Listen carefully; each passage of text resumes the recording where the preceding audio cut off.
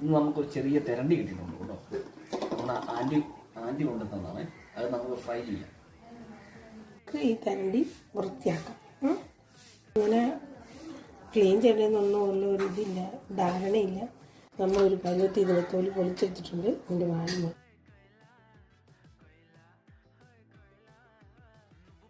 തിരണ്ടി clean ചെയ്തിട്ടുണ്ട്.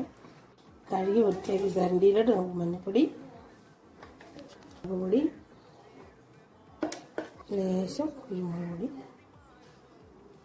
ലേശം ഉപ്പ് ആവശ്യത്തിന് നന്നായിട്ട് മിക്സ് ചെയ്യാം.